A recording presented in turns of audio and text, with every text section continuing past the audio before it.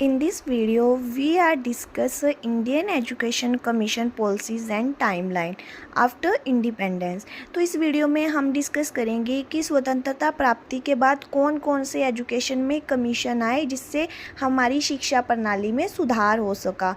तो UGC net paper में chronological sequence पूछा जाता है, तो उसके बिहाफ में ये बहुत ही इम्पोर्टेंट है। फर्स्ट कमीशन जो हमारा आया था वो आया था यूनिवर्सिटी एजुकेशन कमीशन, जिसके चेयरपर्सन थे राधा कृष्ण जी थे। 1948 में और 49 में ये आया था।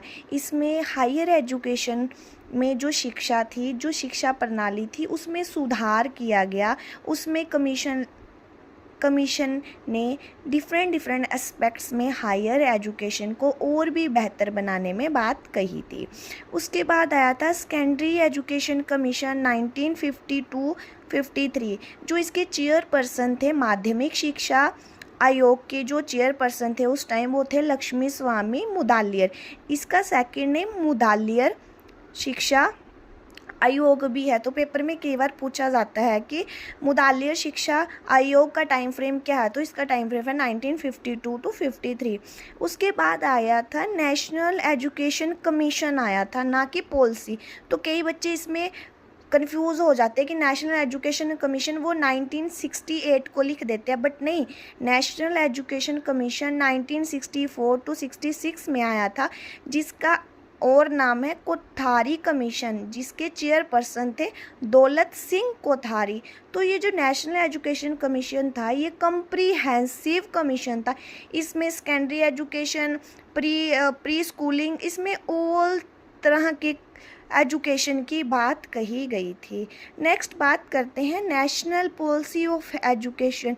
ये जो था ये नेशनल एजुकेशन कमीशन था और ये थी नेशनल पॉलिसी ऑफ एजुकेशन 1968 को ये आई थी। इसमें एजुकेशन में सुधार किया था पॉलिसी, और जो 1964 और 66 की जो भी सुजेशन थे वो नेशनल पॉलिसी ऑफ एजुकेशन ने माने थे। जैसे 10+2+3 का जो एजुकेशन का फॉर्मूला था, 3 लैंग्वेज का था, वो कोठारी कमीशन का ही पॉलिसी ने माना था। तो कोठारी कमीशन ने सुजेस्ट किया था नेशनल पॉलिसी ऑफ एजुकेशन को। उसके बाद हमारी एजुकेशन को एडिट किया था, कंकरेंट लिस्ट कब बनाई थी, 1976 में 42 कॉन्स्टिट्यूशनल अमेंडमेंट में इसे कंकरेंट लिस्ट में ऐड किया गया था एजुकेशन को। उसके बाद आया था नेशनल कमीशन ऑन टीचर 1983-85। इसमें बताया गया था कि